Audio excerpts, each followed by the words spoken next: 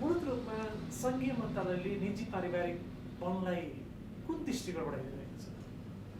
वन तथा वातावरण मन्त्रालयले निजी वन सम्बन्धी वन ऐन 2076 र नियमावली 2051 जे जस्तो किसिमको व्यवस्था गरेको छ त्यही व्यवस्था अनुसार नै हाम्रो मन्त्रालयले कानुन कारबाहीहरू गर्ने हुनाले त्यसमा जे चिज उल्लेख गरेको छ त्यही अनुसार हाम्रो मन्त्रालयले हेर्दछ। अहिले करिब 13 लाख जति नागरिक यसमा प्रत्यक्ष रूपमा कृषकहरू सहभागी भएको भन्ने जुन विभिन्न लेख रचना तथा अनुसन्धानबाट आइरहेको अवस्थामा यो वास्तवमै अहिले जो मागहरू उठिरहेका छन् अथवा किसानका तर्फबाट सुनिएका मागहरूको सन्दर्भमा चाहिँ मन्त्रालयको धारणा के हो? त्यो अन्न बाली जस्तै गरी यसको कटानी गर्न पाउने, ढुवानी गर्न पाउने, बेचबिखन गर्न पाउने भन्ने सन्दर्भमा अब यसमा मुख्य कुरो त के छ भने कुनै पनि व्यक्तिको, कुनै पनि परिवारको, कुनै पनि संस्थाको आफ्नो निजी हकभोगको जग्गामा हुर्काइएका रुखहरू लगाएर हुर्काइएका वा प्राकृतिक रूपमा आफै उम्रेर हुर्केका रुखहरू भएको स्थानलाई निजी वन भनिन्छ हैन। र यो निजी वन दर्तै गर्नुपर्छ भन्ने चाहिँ छैन, तर निजी वनको रूपमा दर्ता गरियो भने सरकारबाट जे जस्तो किसिमको सेवा सहुलियतहरू पाइन्छ, कार्यक्रमलाई त्यसलाई प्रवर्धन गर्नको लागि ती सेवा सुविधाहरू चाहिँ पाइन्छ। र दर्ता नभएका स्थानमा पनि निजी वन धन्यहरूले आफ्नो हकभोगको जग्गामा भएको रुखहरू प्रयोग गर्न चाहनुहुन्छ भने त्यसको आफ्नै व्यवस्था छ, आफ्नै प्रक्रियाअनुसार उपयोग गर्नुपर्ने हुन्छ हैन। अब हाम्रो वन ऐन 2076 को दफा 2 ले चाहिँ निजी वन के हो, कस्तो हो भनेर त्यसमा चाहिँ परिभाषित गरेको अवस्था छ। र परिच्छेद 10 दफा 35 मा यो निजी वन कसरी दर्ता हुन्छ र अनि निजी वन कसरी व्यवस्थापन हुन्छ भन्ने त्यसमा उल्लेख भएको छ।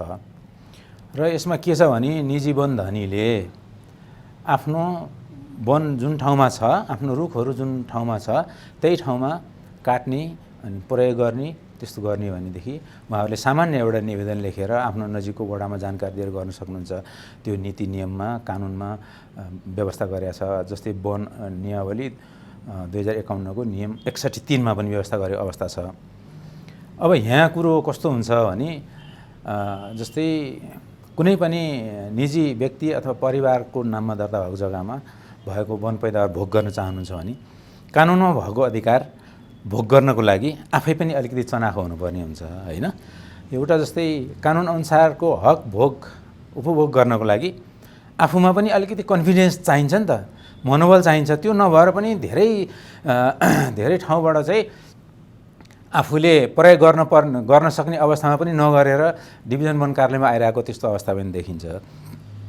उदाहरणको लागि अहिले जुन 23 प्रजाति वन नियमावली 2051 अनुसार 23 प्रजातिको लागि त छोडपुर्जी पनि चाहिँदैन, आफै ओसार पसार गर्न सकिन्छ। नजिकको चाहिँ सब डिभिजन वन कार्यालयले लगत बनाइदिन्छ, त्यो अनुसार ओसार पसार गर्न पाइन्छ। र कानुनले आफूले दिएको अधिकारहरू आफूले भोग पनि गर्नुपर्ने हुन्छ।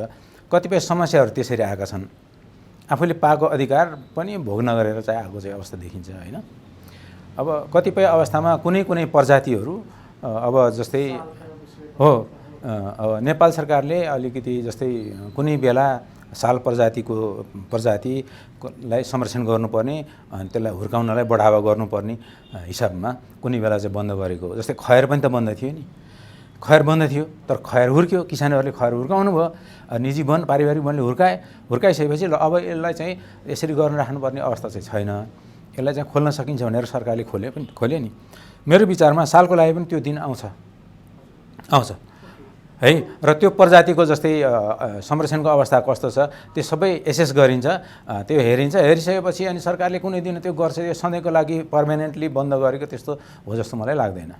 त्यसले चाहिँ आर्थिक रूपमा एउटा सामान्य किसानका दृष्टिकोणबाट हेर्दा त्यो खालको उसको स्तरोन्नति अथवा उसको एउटा भनौँ न जीवनको गुणत्व हुनसक्छ नि, त्यो बढ्न सक्ने सम्भावनाका विषयमा छलफल गरिँदाखेरि म यहाँलाई 2076 चैत 12 मा डाक्टर नेत्र तिमन सिन्हाको मतलब संयोजकता बसेको टोलीले बुझाएको प्रतिवेदनका सम्बन्धमा उहाँले चाहिँ जुन किसिमले भन्नुभएको छ यसलाई अलिकति कुकुरो गर्नुपर्छ भन्ने सवालमा यसमा अझै हामीले होमवर्क गर्न बाँकी हुन्छ वा के लाग्छ?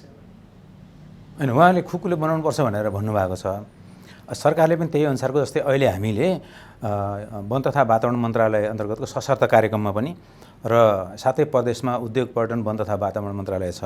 त्यो मन्त्रालयबाट पनि निजी वन प्रवर्धनको लागि छुट्टै कार्यक्रम छ नि, प्रवर्धनको लागि कार्यक्रम छ। कुनै पनि किसानले कुनै पनि निजी हक भोगको जग्गामा रुख लगाएको चाहिँ व्यक्तिले परिवारले निजी वन दर्ता गर्न चाहनुहुन्छ भने उहाँले चाहिँ यस्तो तरिकाले गर्नुपर्छ भनेर जुन प्रक्रिया स्थापित छ त्यो अनुसार निजी वन दर्ता हुन्छ।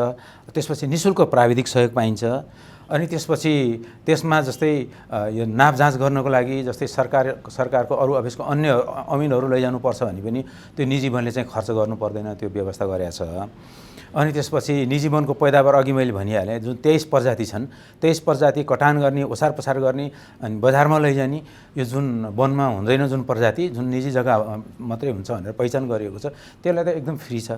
र जुन प्रजाति वनमा पनि छ त्यसपछि निजी जग्गामा पनि छ तिनीहरूको लागि ओसार पसार गर्दाखेरि एउटा त्यही पनि अहिलेको वन ऐन 2076 अनुसार त्यही स्थानीय तहमा हो भने पर्दैन र एउटा स्थानीय तहबाट अर्को स्थानीय तहमा व्यावसायिक प्रयोजनको लागि चाहिँ यदि ओसार पसार गर्नुहुन्छ भने त्यसमा डिभिजन वन कार्यालयले सहजीकरण गरिदिन्छ। निजी वन ध्वनिको पैदावारको सुरक्षाको लागि पनि सरकारले त त्यसलाई प्रमाणीकरण गरिदिनु पर्यो नि। सरकारले गरेको सहजीकरणलाई हामीले चाहिँ एउटा प्रतिकूल भयो भन्ने हिसाबले हामीले सधैँ त्यस्तो मान्यता राख्न पनि हुँदैन। सरकारले किसानको सुरक्षाको लागि उहाँको जुन पैदावार छ, उहाँको जुन सम्पत्ति छ त्यसको सुरक्षाको लागि पनि एक ठाउँबाट अर्को ठाउँमा लैजानको लागि कागजहरू बनाइदिने, उहाँलाई सहयोग गरिदिने त सरकारको कर्तव्य हो नि। त्यो कर्तव्य निर्वाह गर्ने क्रममा यी बनाउने कागजहरूलाई हामीले अवरोधको रूपमा लिनु हुँदैन र कतिपय अवस्थामा यसलाई अवरोधको रूपमा पनि लिएको हुनाले यसरी कुराहरू आएको हो। र खासमा भन्ने हो भने हाम्रो वन ऐनमा, वन नियमावलीमा निजी वन लगाउनको लागि, निजी वन व्यवस्थापन गर्नको लागि प्रत्येक व्यक्तिको लागि, परिवारको लागि इन्करेज गरेको छ। हाम्रो पनि त्यही अनुसारको कार्यक्रमहरू छ।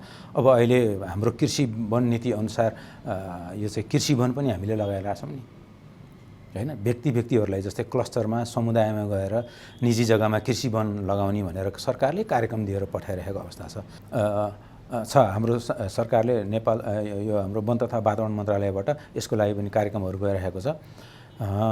र अहिले चाहिँ अलिकति जस्तै अहिले हाम्रो पहिले चाहिँ एकात्मक अवस्थामा काम गरिरहेको अवस्थामा अहिले पुनर्संरचना भएर सङ्घीयतामा गएको अवस्थामा जस्तै उद्योग पर्यटन वन तथा वातावरण मन्त्रालयले प्रदेशमा काम गर्छ, अनि स्थानीय तहले पनि उता काम गर्छ र सङ्घीय सरकारले पनि काम गरिरहेछन्। अब अहिले यो वन ऐन 2076लाई ठिक्क मिल्ने गरेर त्यसको लागि नियमावली हामी बनाउने क्रममा छ। सरकारले चाहिँ बनाउँछ नियमावली।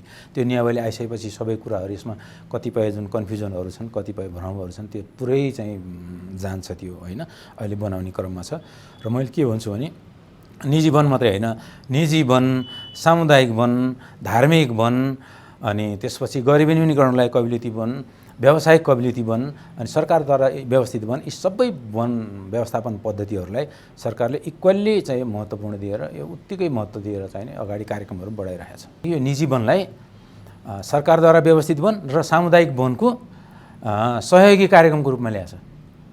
उत्तिकै प्राथमिकतामा निजी वनलाई प्रवर्धन गरेको छ, निजी वनलाई अगाडि बढाएको छ। अहिले सामुदायिक वन र सरकारद्वारा व्यवस्थित वनमा भन्दा निजी वनका कतिपय नियमहरू, प्रावधानहरू एकदमै सजिला छन्, है। अघि मैले भनिहालेँ जुन 23 प्रजाति भने नि 23 प्रजातिको लागि त कहीँ पनि जानु पर्दैन, कहीँ पनि धाउनु पर्दैन, है। अनि डिभिजन वन कार्यालयले खुरुखुरु सेवा दिइरहेको अवस्था छ। कुनै प्रजातिहरू जुन वनमा पनि पाइन्छ, निजी जग्गामा पनि पाइन्छ, त्यसको लागि त्यही पनि एउटा स्थानीय तहबाट अर्को स्थानीय तहमा व्यावसायिक प्रयोजनको लागि उपयोग गर्दाखेरि छैन घरायसीलाई बन्देज छैन। हाम्रो कानुनले त्यो व्यवस्था गरेको छ। र पहिलेदेखि नै जस्तै जुनसुकै पनि प्रजाति पनि जुन ठाउँमा थियो त्यही ठाउँमा काट्ने, त्यही ठाउँमा प्रयोग गर्नको लागि कुनै पनि व्यवस्था छैन, अगाडिदेखि व्यवस्था छैन। र जुन अघि सालको कुरा उठाउनु भयो, त्यो जस्तै त्यो प्रजातिको संरक्षणको अवस्था सबै हेरेर मैले अघि भनिहालेँ, पहिला त खैर पनि प्रतिबन्धमा थियो नि, अहिले खैर त प्रतिबन्धमा छैन। खैर खुलिसकेपछि किसानहरूले यो खैरको बिरुवाहरू हुर्काउनको लागि एकदम प्रयत्न गरिरहेको अवस्था छ। अनि खैर बेचेर अनि चामल किनेर खाएर अवस्था छ, आय आर्जन गरेर अवस्था छ। त्यही अवस्था भोलिका दिनमा सालमा पनि आउँछ, कुनै दिन आउँछ। तर चाहिँ यसको संरक्षणको अवस्था एसेस गरेर अब जसरी खैरको जुन अवस्था आयो पछि आउँछ, तर यो नीतिगत रूपमा कानुनी रूपमा यसको व्यवस्था भइसकेपछि खोलिसकेपछि मात्रै आउने हो। जस्तो कानुनी यही धरातलमा रहिरहँदाखेरि चाहिँ एज अ मतलब नागरिकको हिसाबले सोच्ने हो भने यहाँले अथवा एउटा सामान्य कृषकका हिसाबले यो आर्थिक समृद्धि निजी पारिवारिक वनबाट त्यो खालको सम्भावना हो उठाइने मुद्दा मात्र जस्तो अनुभूति? समृद्धि, आर्थिक समृद्धि निजी वनबाट आर्थिक समृद्धि छ। अहिले जस्तै धेरै हाम्रो जस्तै पहाडी क्षेत्रमा भन्नुहुन्छ भने जस्तै हामीले पहिले खेतिराखेको चाहिँ जग्गाहरू अहिले परिणत भएर वनमा परिणत भएको अवस्था छ। त्यसलाई व्यावसायिक रूपमा कटान गर्ने, व्यावसायिक रूपमा बिक्री वितरण गर्ने र त्यसबाट आर्थिक लाभ लिने हामीले नगरासम्म त हामी अगाडि बढ्न सकिँदैन। र त्यसलाई कसरी चाहिँ अधिकतम रूपमा लाभ लिन सकिन्छ, कसरी व्यावसायिक रूपमा त्यसलाई उपयोग गर्न सकिन्छ, कसरी त्यस्ता निजी व्यक्तिहरूलाई, परिवारहरूलाई उत्प्रेरण जगाउन सकिन्छ, सरकारले त्यो कार्यक्रम अहिले लिएर आइरहेको पनि छ। मैले अघि भने त्यसमा कमी कमजोरीहरू छन् भने अपुग अवस्था छ भने जस्तै यो त निरन्तर प्रक्रिया हो, गतिशील प्रक्रिया हो। नयाँ कार्यक्रमहरू आउँछन्, नयाँ सहयोग गर्ने नीतिहरू आउँछन्, इन्करेज गर्ने नीतिहरू आउँछन् र निजी वन, सामुदायिक वन र सरकारद्वारा व्यवस्थित वनको कम्प्लिमेन्ट्री हो। हामीलाई टिपाइएको अर्को प्रश्न थियो, जस्तो अहिले जुन कोरोनाको कहरपछि सामान्य अवस्थामा धेरै खालका बारीहरू जमिनहरू चाहिँ खनजोत गर्न खोज्छ, त्यसमा चाहिँ नि निजी पारिवारिक वन लगाउने प्रक्रियामा चाहिँ हामीले के गर्नुपर्छ प्रक्रियागत रूपमा भन्ने पनि प्रश्न थियो। यसमा यहाँले सहजीकरण गरिदिन सक्नुहुन्छ अथवा जसका बारीहरू बाँझै छन् उनीहरू निजी पारिवारिक वन लगाउन चाहन्छ?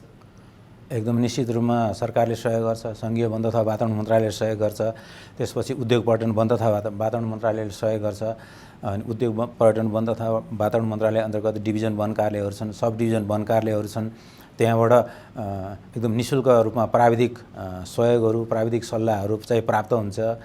अनि कस्तो जग्गामा कस्ता किसिमका बिरुवाहरू लगाउने, त्यो जग्गाको अवस्थिति र जग्गाको नेचर अनुसार, प्रकृति अनुसार कस्तो बिरुवा लगाउने हो, कुन बिरुवा कुन बोट वृक्ष लगाइसकेपछि त्यसबाट आय आर्जन हुन्छ, त्यो सबै प्राविधिक सल्लाह पाइन्छ।